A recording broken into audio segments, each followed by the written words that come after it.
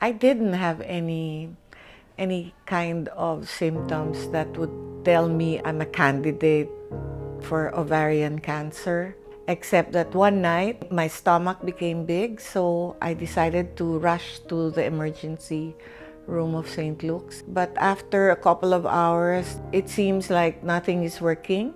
So I had to go through so many treatment, ultrasound, CT scan, etc. That's when they really confirmed I had fluid in my ovary, and they said, that's already the sign that you have cancer.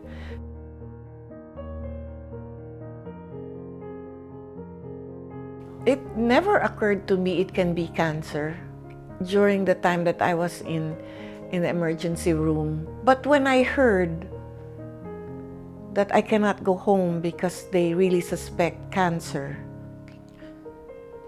there was an immediate acceptance of the ailment. One of the key to healing, the first and the basic, is acceptance for me.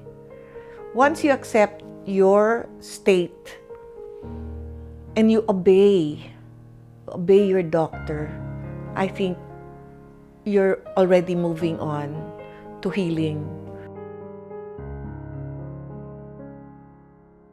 The frequent blood tests, the blood works, the CT scan, the PET scan, ultravaginal something, the surgery itself. I had to take it 12 times. That's equivalent to 6 cycles. In 2013, I had to be confined for almost a week. Almost a week meant a huge amount of money. I had 3 doctors, and the room was not exactly cheap, so it reached a big amount. I really didn't like the idea about depending on other people for my hospital bills. Prior to that, I just didn't care. I thought I was not going to get sick. I will not need it. Insurance is not important. Yeah.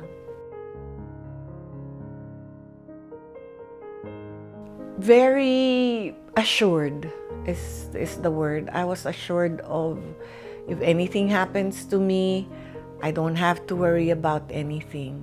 I can be hospitalized anytime and be confined if I need to, and everything is going to be taken care of. And that's exactly what happened to me. You were with me. And now that I see all of you here, I really am very, very grateful. You didn't leave me. You made sure everything was comfortable for me. That every time I'd get my blood test and it would show my cancer level going down. Stress can really affect, that's what my doctor said, stress can really affect your health. More so, it can be the cause of cancer. But because of the insurance, there was no stress. Because they took care of me, it just took out the burden of thinking where I will get the money to pay for my treatment. It unburdened me about having to look for a hospital that will accept me, finding the best doctor, because the best doctors were afforded by Pacific Cross. Yes, absolutely. I had one word that I'd say to everybody.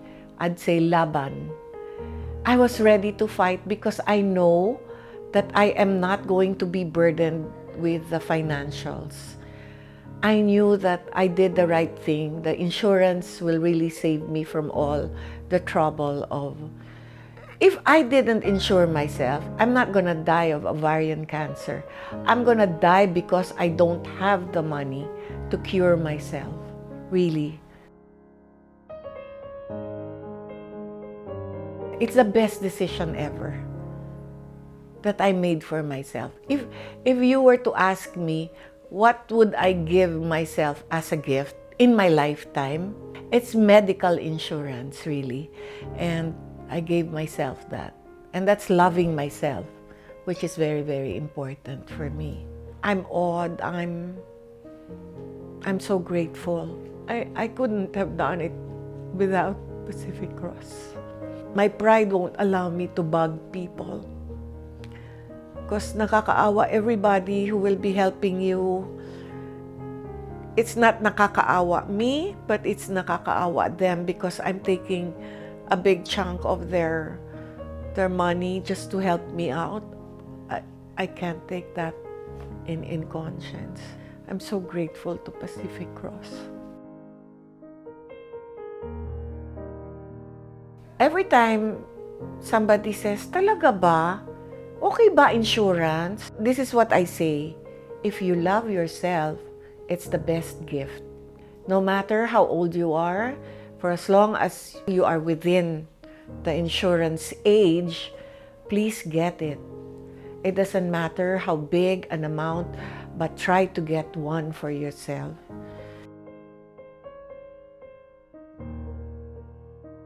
If there's anything else I'd like to do, I'd like to meet the chairman of the board of Pacific Cross. I want to hug him and thank him. If I can just say thank you to all the hundreds of staff that you have, I'd really say thank you. I think Pacific Cross is not going to be what it is right now if not for you guys, right? Thank you to all the employees, the executives, everybody, and the board. You took care of me. You were with me during the time that I needed somebody to be with me aside from my loved ones. Thank you. Thank you very much, Pacific Cross.